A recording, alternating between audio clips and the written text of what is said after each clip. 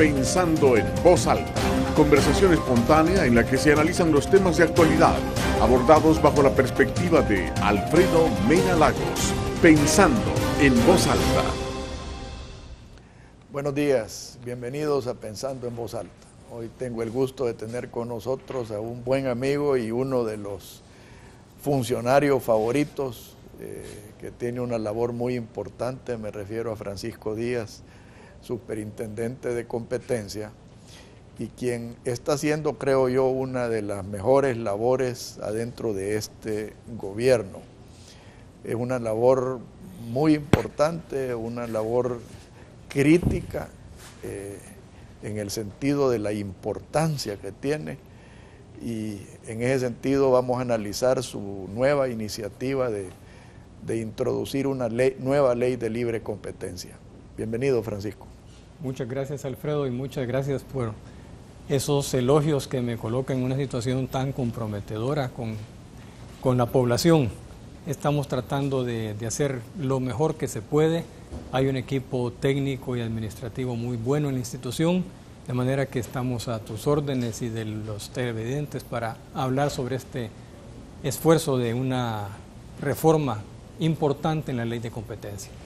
Bueno, yo creo que mis palabras sobran. Creo que tu compromiso con la libre competencia y tu compromiso con el país es más que evidente, Francisco. Quizás empecemos por que nos describas el proyecto de ley, qué es lo que persigues, cuáles son los puntos álgidos. Pues a fuerza de ser muy franco,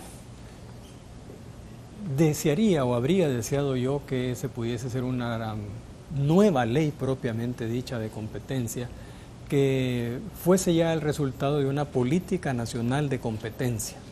Pero eso todavía no existe, eso todavía no está planteado, ni siquiera en el debate nacional, de manera que lo que hemos hecho es promover estas reformas que consideramos necesarias para mejorar la capacidad de la institución en su labor de promover, proteger y garantizar la competencia, la sanidad del mercado, para garantizar que cualquier agente económico pueda competir en condiciones de igualdad, tanto por medidas que pueda tomar en su contra el Estado como por acciones de hecho que algún agente económico pueda realizar.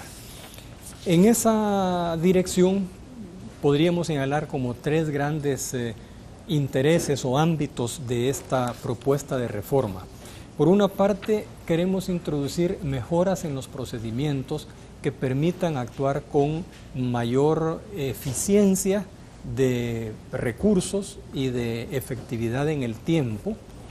Por otra parte, estamos introduciendo algunas nuevas figuras que no existían en la ley de competencia, como por ejemplo el de las ayudas públicas, que ya hablaremos de eso, y que hacen falta para adecuar, digamos, la ley a la realidad salvadoreña. Y por otra parte también queremos darle más alcance a la institución. Y aquí estamos pensando en particular en una mejor descripción y más amplia descripción de los ilícitos administrativos, las prácticas anticompetitivas, y por otra parte ahí sí yo ya vería una reforma más en profundidad de la labor de análisis previa de las concentraciones económicas. Esos serían los tres ámbitos y bueno, tendremos tiempo en el programa de ir precisando de qué se trata cada uno de ellos. Tal vez nos explicas qué es lo que significa esto de las ayudas públicas, que es un término para mí por lo menos relativamente nuevo. Sí, y sin embargo las hemos conocido y vivido en el país a través del tiempo. Los subsidios, actualmente en un intento de focalización, antes generalizados, son una forma de ayuda pública. Las leyes que han habido en el país para fomentar el desarrollo industrial son otra forma de ayudas públicas. Y comienzo por presentar dos ejemplos de algo que ya han existido, para después ver la definición que la propuesta de reformas trae. Son aquellas medidas de carácter económico que a través de normas o de actos administrativos una institución del Estado otorga ya sea a un agente económico, a un conjunto, a los individuos como tales, en una zona geográfica del país, por razones de interés social, y que va a generar en cualquiera de estos una situación de ventaja que no la habría tenido, a no ser pues porque se da esta actividad administrativa. Por eso decía un par de buenos ejemplos, los subsidios lo son, las leyes de fomento de desarrollo industrial lo han sido, y la ley, además de introducir este concepto, para poder entrar a analizar, no diría regular, pero a calibrar desde el punto de vista de la competencia todas estas actividades, introduce el concepto y además enumera un conjunto de ayudas públicas que vendrían a estar ajenas a la ley de competencia porque tienen una justificación. Ahora, a mí me preocupa un poco ese concepto porque bajo ese punto de vista es muy fácil entrar al abuso de, o sea, en los subsidios, en los privilegios que se generan, y a mí sí me gustaría como que definir el concepto de beneficio público, porque el beneficio público puede ser o preservar empleos y caer en el proteccionismo y en las prácticas monopólicas para lograrlo, o abrir las puertas hacia el beneficio del consumidor, que es, en mi opinión, el verdadero beneficio público. Bueno, todos estos conceptos realmente son preocupantes. Ahora, el punto es que esas prácticas existían y han existido. Yo veo como positivo el hecho de que precisamente se abra una instancia en donde estas ventajas deben ser sometidas a análisis precisamente para evitar que se produzcan abusos de, como tú lo decías, o para que estas ventajas que puedan generarse vayan a ser realmente perjudiciales para uno o para otro sector. Por eso digo, es necesario cada vez más, cuando se piensa en la ley de competencia, pensar en la totalidad de la situación económica del país, en las condiciones propias de nuestras economías, muy distintas, sobra decirlo, de las economías de países desarrollados que han inspirado estas leyes de competencia.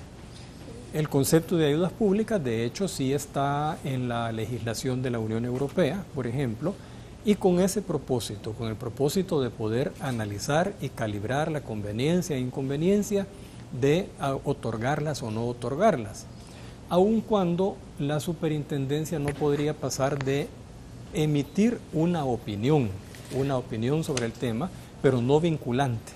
Y no vinculante porque en la estructura jurídico-administrativa del país no sería factible concebir que una institución descentralizada estuviese estableciendo normas o conductas de tipo vinculante a órganos del Estado que están por encima de ella misma, lo cual no debe de restarle importancia a la opinión, porque la opinión, y ahí está su fuerza, es en su análisis técnico, en la combinación del análisis económico y jurídico para emitirla. Ahora, fíjate que a mí me preocupa, y yo estoy seguro que ustedes lo han tomado en cuenta, el concepto del país desarrollado, entre comillas, porque tú tienes políticas que yo definitivamente creo que no debiéramos copiar. Digamos, ya que mencionas la Comunidad Europea, tenés el lobby agrícola en Europa, que es tan perverso y tan pernicioso. Tienes el lobby agrícola, especialmente el azucarero en los Estados Unidos, que es tan pernicioso. O sea, son políticas que inclusive van en contra de la legislación internacional, van en contra de convenios internacionales, y que uno a veces no se explica por qué perduran, si no es por el poderío del lobby.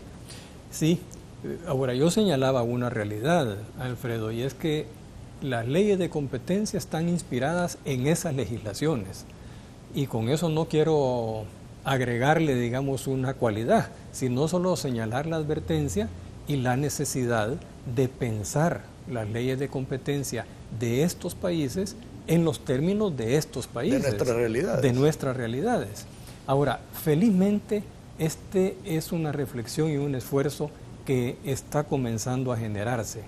Hay 3 al menos redes de agencias de competencia, una a través de Naciones Unidas, otra intergubernamental y otra que va más directamente de las agencias entre sí, que están realizando constantemente foros, análisis, discusiones, actividades comparativas para compartir las mejores prácticas, y ahí se están planteando justamente estos problemas. ¿Es posible una ley de competencia tipo? ¿Es posible aplicar los mismos criterios en economías periféricas pequeñas como la nuestra que los criterios que se utilizan, por ejemplo, en la Unión Europea o en los Estados Unidos? Y la respuesta cada vez es más clara en un sentido negativo.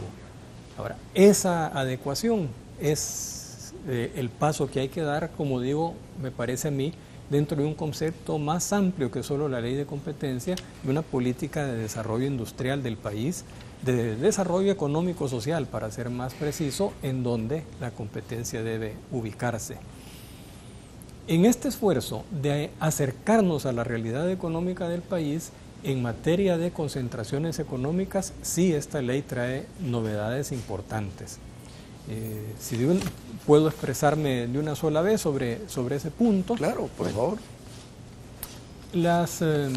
Una de las actividades de la superintendencia es prevenir que no se produzcan situaciones que alteren las condiciones del mercado en condiciones de perjuicio, de desventaja excesiva para agentes económicos, y esa labor de prevención se realiza principalmente a través de el análisis de normas y de actuaciones del Estado central o de los estados, de los gobiernos locales, y a través del análisis previo de las concentraciones económicas.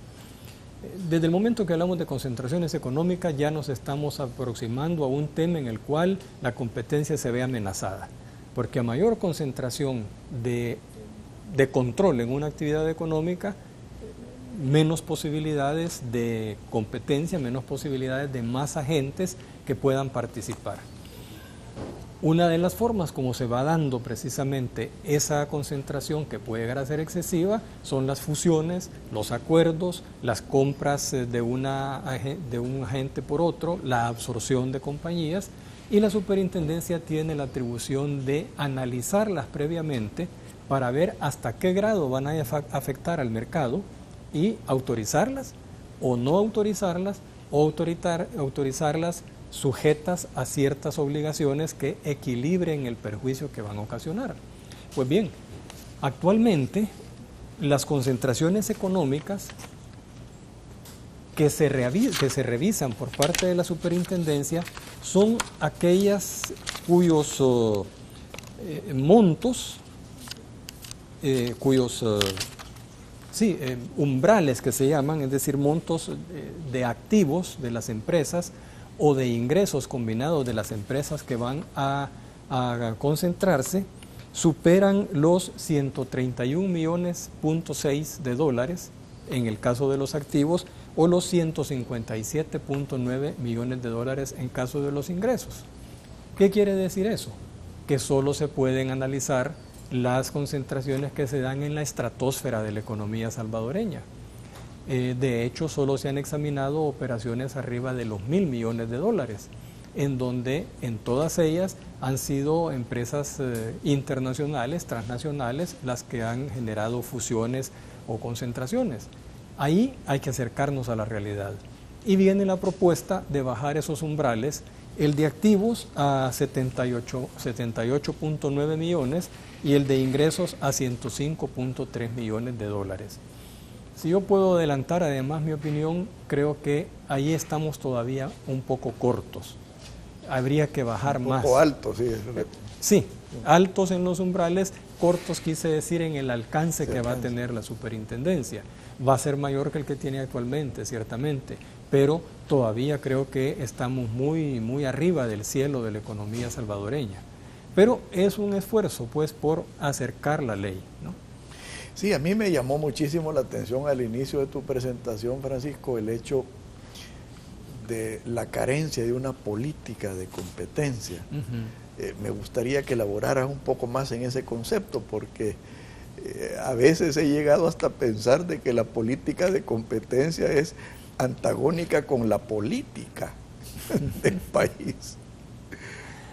Bueno, yo comenzaría ahí por decir que efectivamente el hecho de que exista una ley de competencia ya indica que en el Estado salvadoreño se quiere establecer límites a las formas en que se debe competir. Pero estos límites todavía están dados por aquellas prácticas anticompetitivas que son obviamente perjudiciales para la competencia. Pero la ley de competencia no se mete, por ejemplo, en el tema de los aranceles. Y los aranceles pueden crear condiciones de ventaja o de desventaja para agentes económicos que les hace inviable la posibilidad de competir. La ley de competencia no se ha metido hasta el presente en lo que ahora llamábamos las ayudas públicas, por ejemplo. No se ha metido en la competencia desleal, que corresponde verla a los tribunales de lo mercantil. Entonces, solo ahí hay mencionados 3 elementos que inciden en la competencia. De manera que la ley es una parte, yo diría una parte importante, quizás la más importante de una política de competencia, pero no lo es todo. Entonces, la reflexión que sea integral, que sea estructural sobre la situación, la realidad de la economía salvadoreña es lo que debería darnos la pauta para establecer una política de competencia en la cual, por una parte, exista apertura hacia los mercados externos, que contribuirían ciertamente a bajar, a disciplinar los precios locales, pero que por otra parte tampoco ahoguen el desarrollo industrial, el desarrollo de los agentes económicos en el interior del país.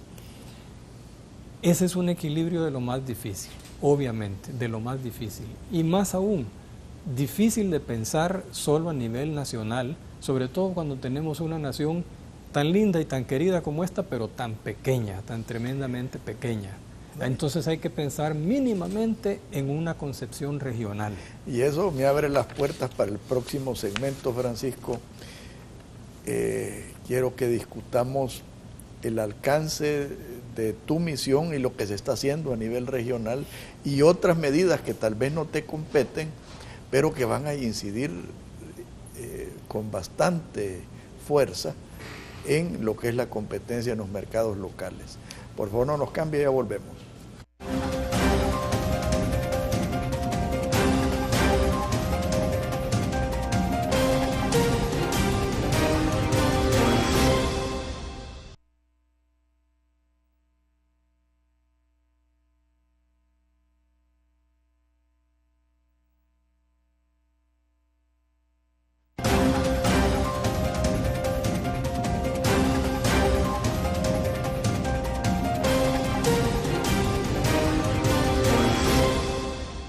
Francisco, el concepto de un mercado local reducido creo que obligadamente nos trae al concepto regional.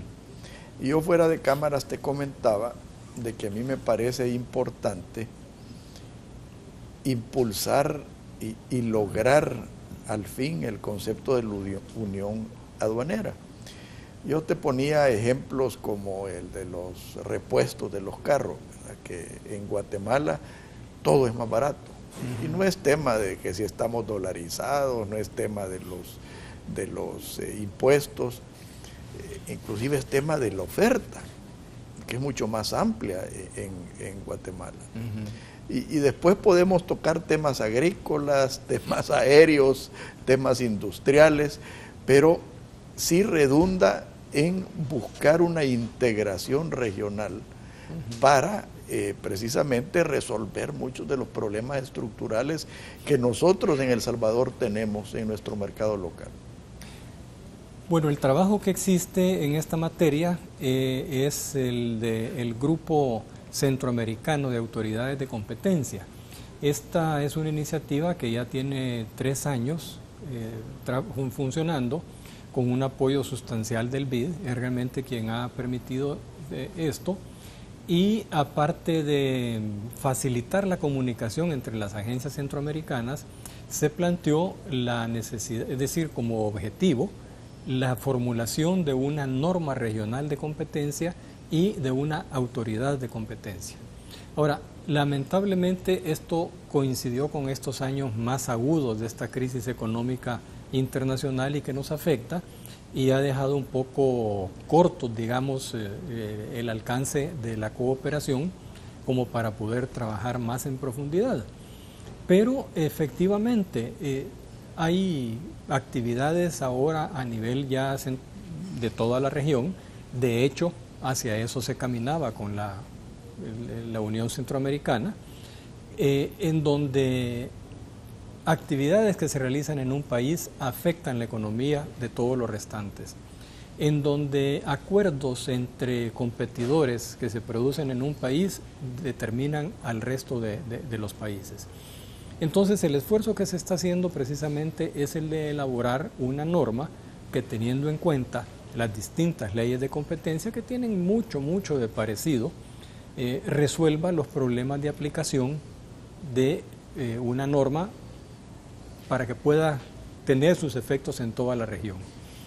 Y el segundo punto, que es igualmente difícil, es el de crear una institucionalidad que le dé efectividad a esa norma, porque la norma sin quien la haga efectiva pues no tiene ningún sentido.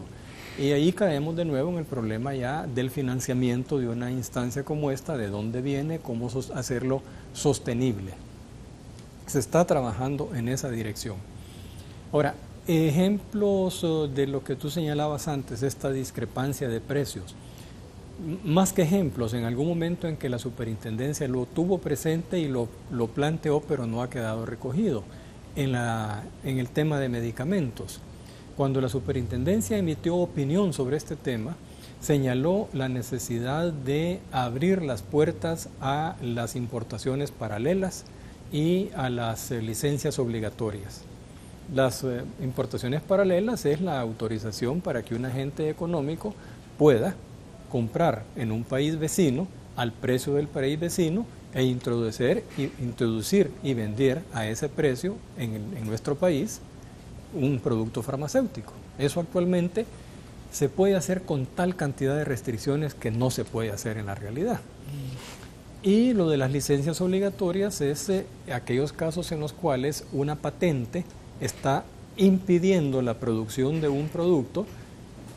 Esto es una cosa autorizada por la Organización del Comercio y el Desarrollo Económico, o la OCDE, no es un invento que venga de acá. El Estado, después de una negociación razonable en el tiempo y en los términos, si no logra ponerse de acuerdo para bajar precios, el Estado queda en la libertad de autorizar la producción de ese fármaco. Y esto lo instauró por primera vez Brasil con los productos retrovirales para combatir el SIDA. Esas dos cosas tendrían un impacto en la economía nacional y significa abrirse a la competencia del exterior. Yo no creo responder en la totalidad a tu inquietud, pero esos son los esfuerzos que se están haciendo y las aplicaciones, digamos, concretas que podría tener una visión más regional. Pero yo, en esencia, el propósito de este comentario, Francisco, es lograr una simbiosis en las diferentes entidades del Estado. O sea, yo creo que es importantísimo el aporte que tú le puedes hacer como superintendente al concepto del tema arancelario, o sea, de la unión aduanera. Creo que el aporte que le puedes hacer al Ministerio de Economía en el sentido de la estructura de representaciones aquí en El Salvador, lo vemos en el tema de medicamentos, o sea, y ahí yo creo que si existe esa simbiosis y esa coordinación de esfuerzos, se puede lograr el objetivo que todos buscamos, que es beneficiar al ciudadano común, optimizar nuestras actividades y generar mayor prosperidad. O sea, aquí hay que dejar bien claro que el propósito no es afectar a alguien, el propósito es beneficiar al país y que se realice que el verdadero agente económico es aquel que compite, es aquel que es eficiente, es aquel que da mayor calidad. Y creo que eso no solo depende de la competencia, depende del entorno, especialmente regional. Sí, Alfredo, y ahí sí me das oportunidad para, desahogarme un poco, aunque sea en cámaras. Bienvenido, de eso se trata. No, efectivamente, el papel de las agencias de competencia es mucho más importante de lo que hasta el momento nuestra sociedad, nuestra academia, incluso nuestro mismo Estado ha comprendido. En los Estados Unidos, la Oficina Federal Antimonopolio es una institución de primera línea y lo que dice esta institución determina conductas en los grandes agentes de la economía norteamericana. En la Unión Europea, pues ya no se diga, ¿no? Hay un comisario para la competencia a nivel de toda la comunidad y cada uno de los países tiene agencias sólidas y consolidadas porque efectivamente el análisis de la competencia da la oportunidad de ver como desde un mirador, con una visión, se dice,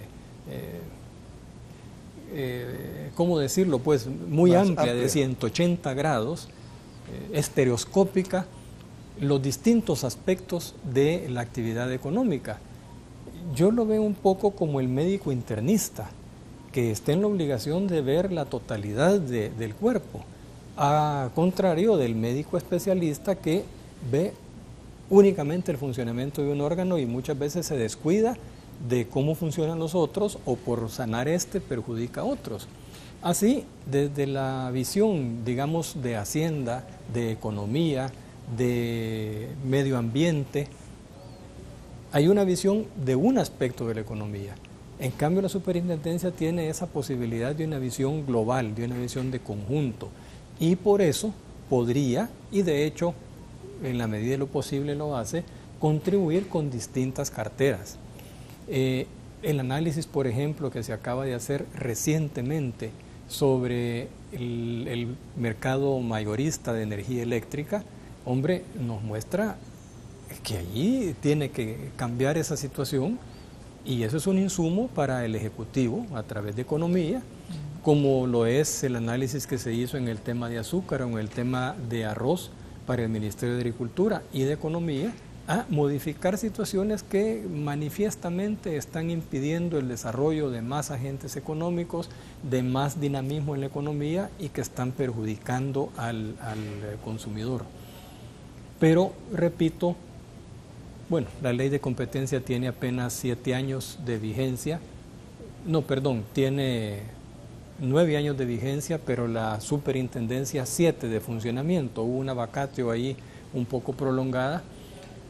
Todavía es nuevo el tema, todavía es muy nuevo el tema.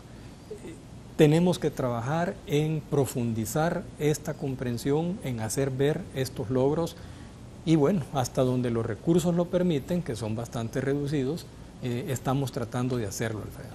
Por eso ahora, digo, ¿qué entidades son tus aliados lógicos? O sea, pudiéramos hablar de un parlamento centroamericano, pudiéramos hablar de entidades agrícolas regionales, entidades regulatorias regionales, en términos del mercado común centroamericano.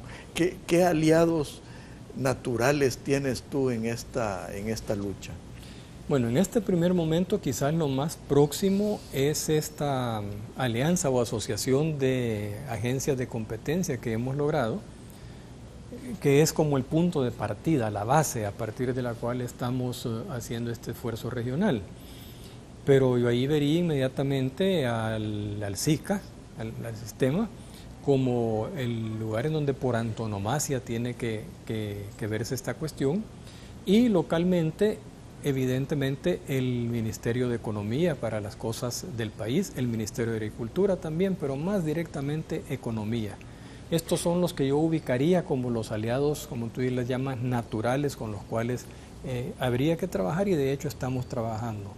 Yo, y lo quiero también decir muy claramente, me siento como superintendente, y hablo a nombre de la institución y de los colegas acá, satisfechos de darnos cuenta el nivel de receptividad creciente que hemos tenido tanto en el Ministerio de Economía como en el Ministerio de Agricultura y en otras entidades. Por ejemplo, el Consejo Nacional de Energía realmente ha buscado nuestro apoyo, nuestra colaboración. De manera que yo creo que se va avanzando en ese camino, poco a poco, pero se va avanzando. Ahora, a mí me parece importante que este avance sea dentro de una conceptualización correcta. Y te voy a poner un ejemplo que a mí me ha sorprendido, o sea, hablando del SICA. De repente viene el SICA y le da un premio a un personaje involucrado en el tema de transporte, por el hecho de que esa empresa pues sirve los 5 o 6 diferentes países.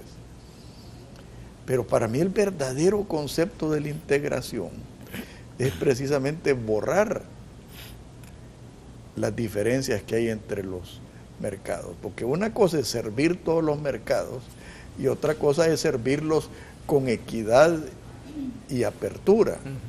Y aquí pues me quiero referir al tema de los boletos aéreos. O sea, una cosa es servir los 5 países y otra cosa es tener tarifas diferentes para diferentes países, ¿verdad? O sea, cosas que para mí es una perversión del concepto del SICA.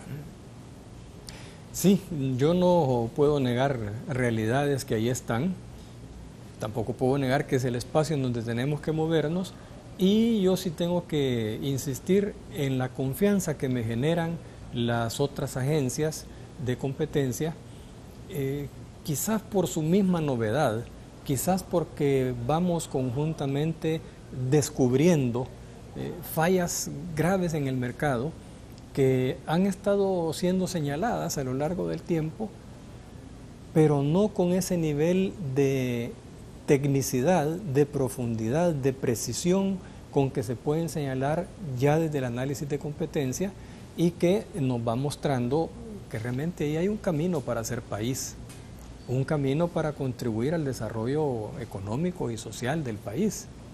Entonces, tengo esa confianza, ciertamente, que nos permite ir venciendo esos obstáculos y otros, ¿verdad?, igualmente grandes. No, y fíjate que ahí inclusive está el concepto de hacer país. Para mí, lo que se debe de hacer es patria. Y patria, yo pienso en la patria centroamericana, porque te digo, en estos dorados tiempos, estar pensando únicamente en Santana, perdón, la referencia a mi patria, pero yo creo que debemos de ir más allá. O sea, tú muy bien pones el ejemplo de la Comunidad Europea, o sea, los mismos estados federados de los Estados Unidos. O sea, la grandeza radica precisamente en la integración. El beneficio social radica precisamente en la integración. La prosperidad radica precisamente en la integración. Y yo creo que tú, como superintendente de competencia aquí en nuestro país, puedes jugar un papel vital en el sistema de competencia de la patria, léase la patria centroamericana. Entonces, en ese sentido es donde yo te exhorto a que, y yo estoy seguro que tú lo tienes, es luchar porque se tenga un concepto claro de lo que debe ser el beneficio que se busca. Sí, ahí me traicionó a mí la palabra, como estamos hablando de El Salvador, de Centroamérica, no, y de Centroamérica en su conjunto, Entonces, me traiciona la palabra, pero efectivamente, es que basta ver las dimensiones de nuestros mercados, basta ver que toda Centroamérica no llega a ser tal vez la tercera parte del mercado mexicano o la mitad del mercado colombiano o una quinta parte quizá del mercado peruano para entender que no podemos pensar en desarrollar las economías de nuestros países sin una auténtica integración.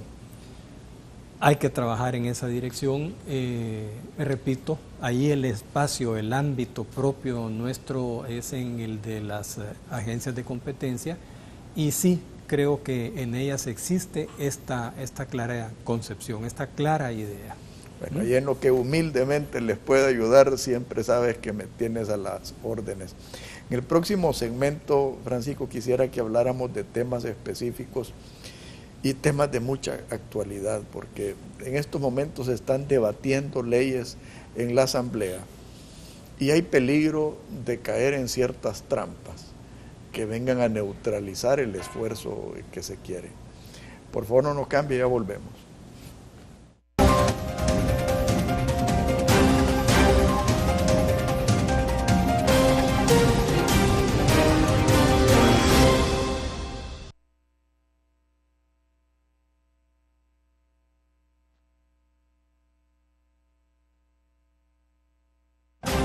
Esto fue Pensando.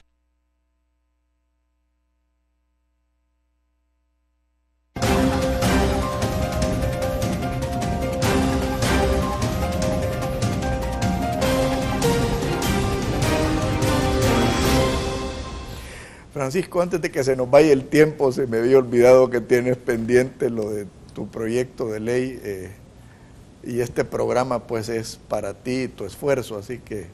Muchas gracias, Alfredo. Sí, efectivamente, hemos tenido ocasión de hablar en este programa de dos elementos importantes de las reformas que estamos proponiendo.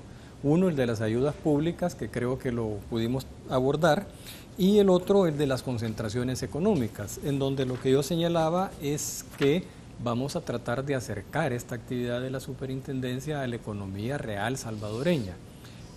Tal vez no tanto como lo desearíamos, pero al menos es un gran paso hasta el momento. Se tiene la ley que se tiene porque en aquel momento, cuando se dictó, el consejo fue de dejar muy arriba los umbrales para que una agencia que era muy nueva, que estaba empezando, pudiese dedicarse más a las prácticas anticompetitivas. Pero ya se superó esa etapa de tanta niñez, digamos, ya se está en una etapa de madurez, hay que entonces acercarnos en esa dirección. Siempre en materia de concentraciones económicas estamos abordando el tema de la omisión de solicitud de autorización, que está mencionado en la ley, dice que se va a sancionar, pero no desarrolla ni el procedimiento para investigar cómo, por qué se produjo esa omisión y si efectivamente se produjo, ni tampoco da el procedimiento para, una vez que se ha establecido, qué hacer. En este momento, a lo más que se puede llegar es a poner una multa y punto. Con la reforma estamos pretendiendo ir más lejos en las atribuciones de la superintendencia en estos casos. En primer lugar, establecer un procedimiento preciso para investigar estas omisiones.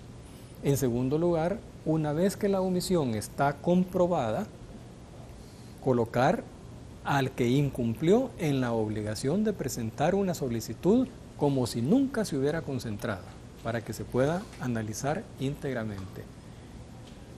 30 días para que haga eso y una multa importante por cada día de atraso en que no presente su solicitud. Una vez que se ha analizado, si se confirma que esa concentración está perjudicando el mercado, tener la posibilidad de restaurar la situación al estado en que se encontraba antes. De lo contrario, el camino de hacer una concentración, pagar una multa y arruinar el mercado estaría abierto. Por eso creemos que en ese punto sí hay un avance importante en esta reforma. Las otras reformas de mucha importancia en la ley son las que tienen que ver con la descripción de las prácticas anticompetitivas. Las prácticas anticompetitivas, que son lo que la Constitución llama las monopólicas, las actividades monopólicas, son aquellos acuerdos que se producen entre agentes económicos competidores o no competidores que tienden a eliminar la competencia en beneficio, obviamente, de ellos mismos. Esta eliminación de la competencia genera condiciones monopólicas, condiciones de perjuicio al consumidor por el alza de los precios, pero sobre todo genera una especie de parálisis de la economía, porque nuevos agentes ya no pueden aparecer en el ámbito de esa actividad, precisamente porque hay un control de la misma por un lado o por otro. Entonces, en ese sentido, sí se ha hecho un esfuerzo por clarificar y por ampliar la descripción de las distintas prácticas anticompetitivas que hasta actualmente existen. Por poner un ejemplo, actualmente el acuerdo de fijación de precios solo alcanza a las actividades de la producción. Estamos hablando también de distribución, porque muchas veces es en el espacio de la distribución en donde se produce el acuerdo y el producto hasta puede ser más barato para poder venderse, y a ese nivel de la distribución se crea un... Y el tema de servicios también, ¿verdad? El tema de servicios también. Otro importantísimo, y tú sabes cuán muy importante es eso, el tema de las licitaciones colusorias. Por licitaciones colusorias se entienden todos aquellos acuerdos entre los oferentes en una licitación. El desarrollo actual de esta práctica anticompetitiva es sumamente reducido, es sumamente corto. Se limita a acuerdos de precios que alteren subastas, y lo estamos ampliando. Lo estamos ampliando en estos términos: precios o cantidades, distribución de mercados, cualquier otra condición que altere el mercado en subastas, licitaciones, concursos públicos o privados, nacionales o internacionales, o cualquier otra forma de contratación. Porque se ha descubierto que hay una buena cantidad de estos ilícitos que actualmente no se pueden sancionar porque no están claramente definidos en la ley. La ley de competencia varias veces dice entre otros y enumera algunas conductas, como quien dice esto no es taxativo, esto solo es ejemplificativo. Pero cuando se va a la realidad de los hechos, con los criterios que existen en nuestras instituciones de gobierno, si la conducta no está claramente tipificada, es imposible poder perseguirla y sancionarla. Entonces ahí el esfuerzo de ampliar esto. Lo mismo entre las prácticas entre no competidores, todas estas formas de ventas que van condicionadas a comprar únicamente a una determinada empresa o a distribuir o vender únicamente productos de la empresa que está proporcionando el producto principal. Las ventas condicionadas actualmente se reducen a eso, operación de ventas condicionada. Nosotros estamos tratando de ampliar a que toda forma de transacción que condicione a comprar, adquirir, vender o proporcionar otro bien o servicio adicional o distinto sea considerado una práctica anticompetitiva que no puede hacerse. Con eso obviamente se libera muchísimo más al comerciante, al que esté en la base del comercio, ¿no? Luego hay otro punto importante que no quisiera dejar de mencionar. La ley de competencia en El Salvador, a diferencia de otras, no contempla a las asociaciones gremiales o a los colegios profesionales como entidades que deben sujetarse a la ley de competencia.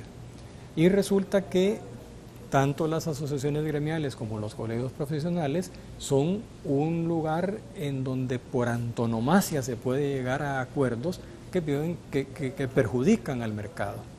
Entonces la idea ahora es de incluirlos como entes que deben someterse a la ley de competencia y con un propósito muy específico, y es el de prohibirles que desde ahí, desde esas plataformas, digamos, privilegiadas, puedan sugerir el cometimiento de prácticas anticompetitivas.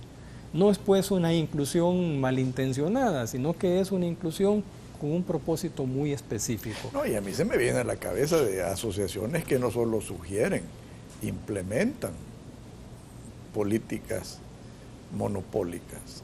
Y que yo no puedo o no debo mencionar por su nombre, pero que la realidad nos las ha mostrado y por eso aparece ahora esta y que inclusión. También hay ciertas asociaciones que son hechas con ese propósito. Además. O sea que... Además. Entonces esa es la intención ahí de crear esto. Yo pensaría que no debería haber oposición a esto porque el propósito es muy específico, es evitar que ahí se produzcan o se impulsen prácticas anticompetitivas, no es perjudicar la actuación natural y la actuación legítima de ninguna de estas asociaciones. A ver, ¿hay alguna otra cosa más que quisiera agregar?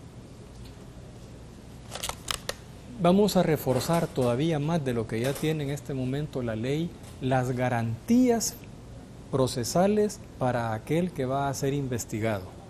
Entonces estamos proponiendo que todos los requisitos y todos los rigores del Código Procesal Civil y Mercantil para la notificación del inicio de un procedimiento sancionatorio se apliquen a la ley y que se le deba entregar al investigado copia de cuanta documentación esté en poder de la superintendencia para que pueda defenderse con toda amplitud.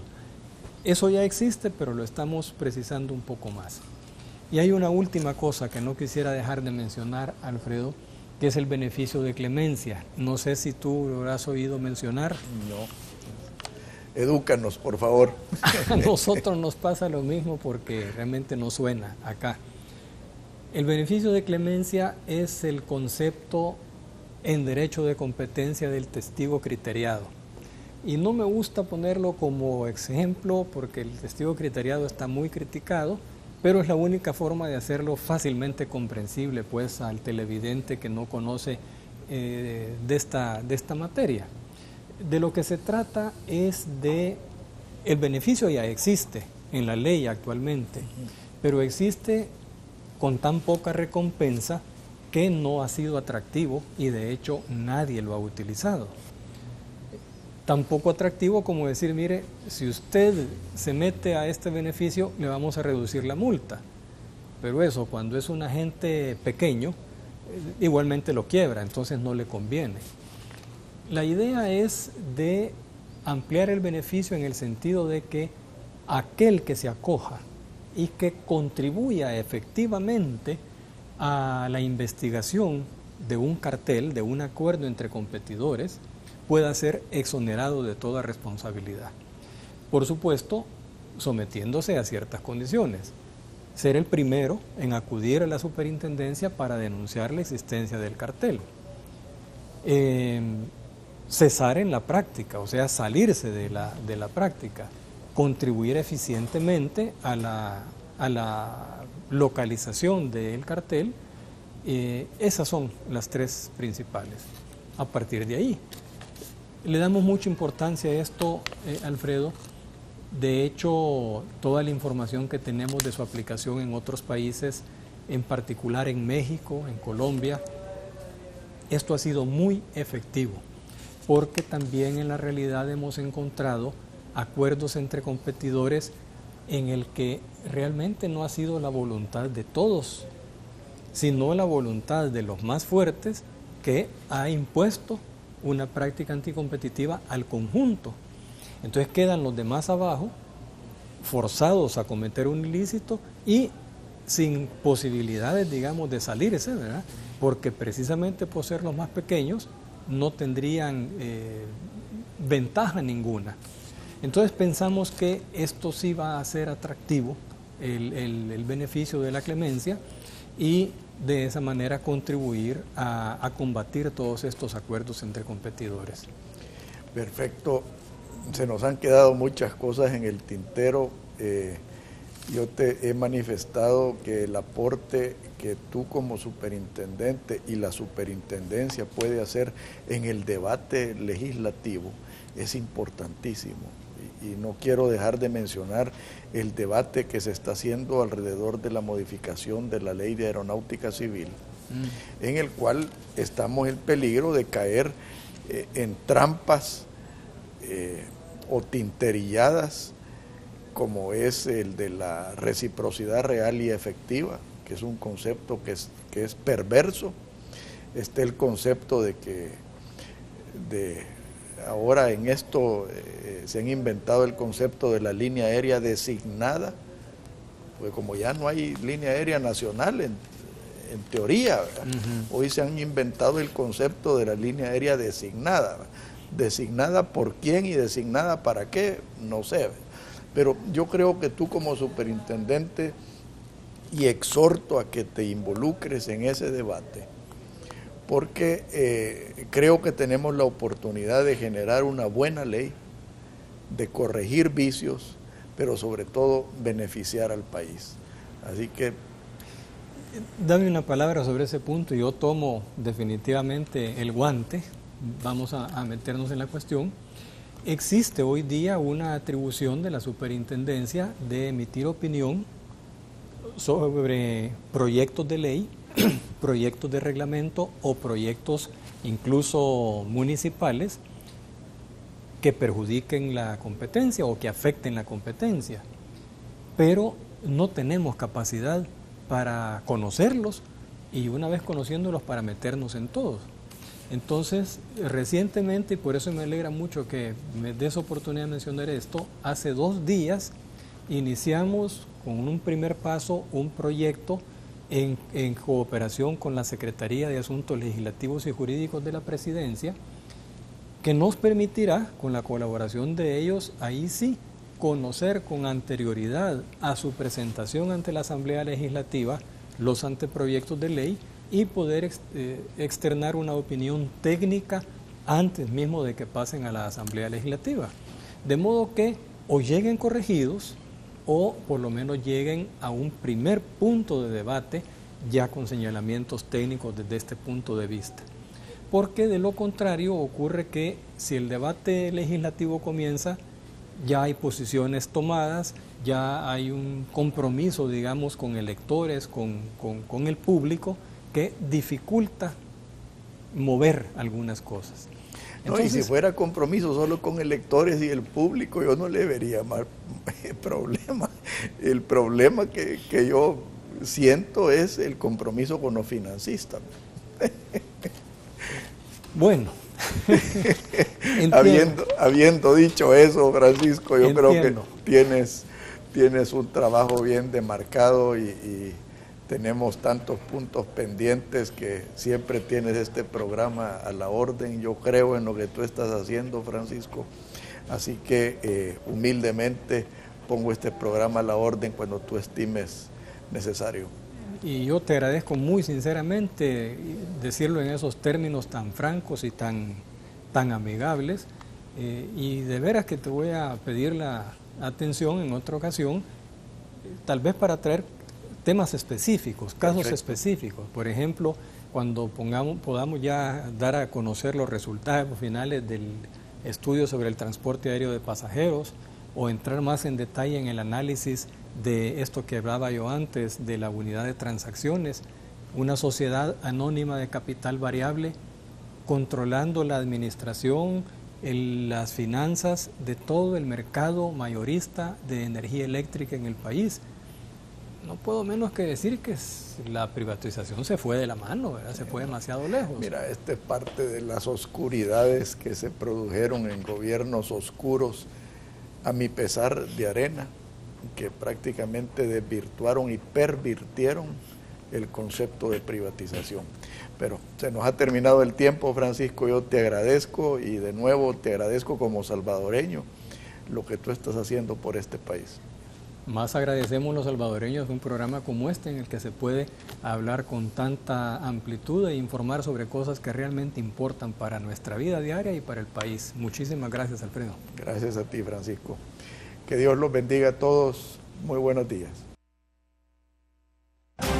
Esto fue Pensando en Voz Alta, conversación espontánea en la que se analizan los temas de actualidad, abordados bajo la perspectiva de Alfredo Mena Lagos. Pensando en Voz Alta.